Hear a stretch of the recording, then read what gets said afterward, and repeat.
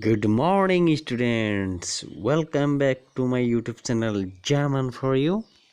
ছাত্ৰ ছাত্ৰীসকল, আজি আমি নৱম শ্ৰেণীৰ গীত আৰু ছবিৰ অসমীয়া বিষয়ৰ গীত আৰু ছবিৰ প্ৰশ্নবিলাক আলোচনা কৰি আছিলোঁ। আজি আমি 7 নম্বৰ আলোচনা কৰিম। ইয়াতে চোৱা সমৰ্থক শব্দ লেখা জগত, উলাহ, চকু, সৰু, ভাল, কাণ এইকেইটা শব্দৰ আচলতে সমৰ্থক শব্দ বুলিলে কি বুজা? সমৰ্থক শব্দ মানে একে অৰ্থ একে কিন্তু নাম বেলেগ বেলেগ।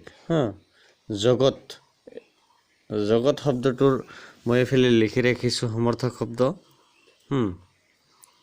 এনেকৈ লিখিবা, শব্দ একফালে লিখিবা সমৰ্থক শব্দ। প্ৰথমে এটা আছে কি জগত, আন এটাৰ নাম হ'ল সমৰ্থক শব্দ পৃথিৱী, আৰু এটা ধৰণী। নেক্সট আমি দিব পাৰোঁ উলাহ মানে উৎসাহ আৰু এটা আনন্দ। তাৰপিছত চকু, পক্ষী, নয়ন। সৰু, ক্ষুদ্ৰ, সূক্ষ্ম। ভাল, সজ, উত্তম। কাণ, কৰ্ণ। 8 নম্বৰত দিছে বাক্য ৰচনা কৰা। কৌশলী বিদ্যা অজৰমৰ আলাসত ঠাই ডাঙৰ দীঘল। এই বাক্য ৰচনাবিলাক এনেকৈ লিখিবা তোমালোকে। মই লিখি ৰাখিছোঁ কৌশলী বিদ্যাৰ অধিকাৰী সকলে অতি সহজে কোনো কামত সফলতা লাভ কৰে। কৌশলী বিদ্যাৰ অধিকাৰী সকলে অতি সহজে কোনো কামত সফলতা লাভ কৰে। তাৰপিছত কি আছিল? অজৰ অমৰ লিখিবা।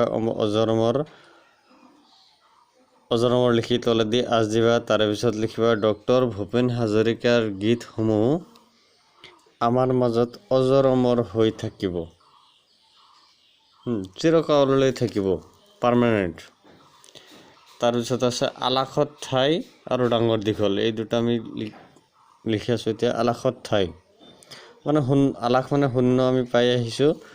প্ৰকৃত গীত বা ছবিক শ্ৰোতা দৰ্শকে আলাসত স্থান দিয়ে।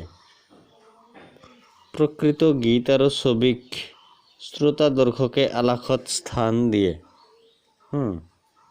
তাৰপিছত ডাঙৰ দীঘল, মাক দেউতাকে নিজৰ সন্তানক অতি যত্নৰে ডাঙৰ দীঘল কৰে। নেক্সট তাৰপিছত আছে কি 9 নম্বৰ বিপৰীত শব্দ লিখা। মিহি, প্ৰাণ, মৃত্যু, মূল, ক্ষুদ্ৰ এইকেইটা মই লিখি ৰাখিছোঁ। এনেকৈ একফালে দিবা শব্দ, একফালে দিবা বিপৰীত শব্দ। কি মিহি খহটা, যা একদম বিপৰীত। প্ৰাণ, নিষ্প্ৰাণ। মৃত্যু, জন্ম। মূল, অতিৰিক্ত। ক্ষুদ্ৰ, বৃহৎ। এইকেইটা তোমালোকে লিখি ল'বা। মই একদম হেৰিভাৱে লিখি দিলোঁ তোমালোকে এইবিলাক বহীত লিখি ল'বা। Okay, thank U.